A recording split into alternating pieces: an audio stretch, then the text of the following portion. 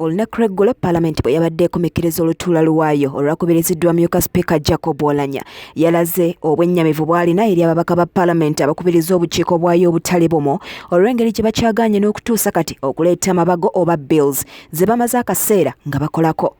Okusinziira ku Sipiika, awatali mabago gano Paalamenti ebanga etalina mulimu gwekola nga mu kiseera kino era tewali mulimu gwonna ekyamuwaliriza okuyimiriza entuula za Paalamenti okutuuka nga 9 omwezi ogujja obukiiko buno busobole okumaliriza amabago ge balina. Ababaka bo bagamba bakyalinze nampala waabwe Ruth Nankabirwa wamu n'ow'oludda oluvuganya Ibrahim Ssemujju Nganda babagabe ku bukiiko obw'enjawulo oluvannyuma lw'okutandika entuula empya olwo batandika omulimu. Tulinze Chief Whip atuule ne bamemba ba SEC balyoke batuwe committees, so tosobola kugamba nti tukeredde ate nga tetunaba kufuna committees. For example, they're supposed to be designated last week, the other week, nothing took place. This week, nothing has taken place. And now the House has been suspended, and now the House, as we talk now, who is going to sit to prepare and to process those bills? Because people have applied to leave the committees where they have been.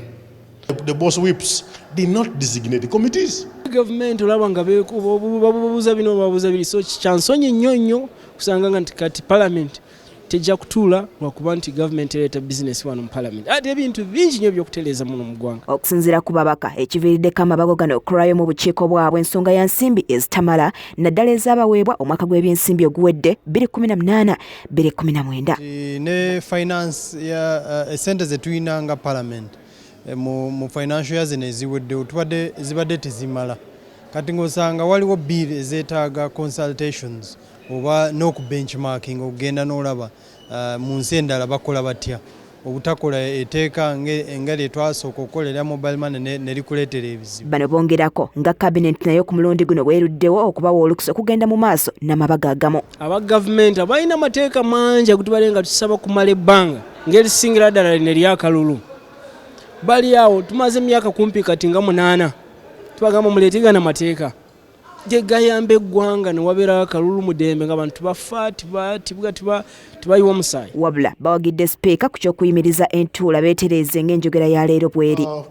He was right. You remember yesterday in the order paper we had the KCCA bill, which is not ready. As we talk now, sessional committees are not there. Whom are you going to blame? You can't blame the Speaker because for him it was helpless. Also here as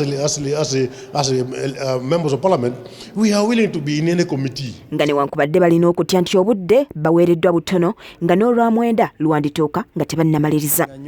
Era n'obwowa Parliament week musisuubira nti zonna bills zigenda kuvayo mpozi ng'ozirese nga ziri half baked. So we are talking about 9, which is how many days? We have only 3 days. Talk about 3 days. Tuesday, Wednesday, Thursday. The rest don't count. So the meaning we are going to have beyond 9. We can come, but now the problem, those bills still will not be processed. That's just a simple reason. Amabago gano gayamba okukyusa mu mateeka agamu naddala agatakyakola bulungi agaluddewo ennyo ku lw'obulungi lw'eggwanga. Shamim Naiga, Delta TV, Amasukkulum.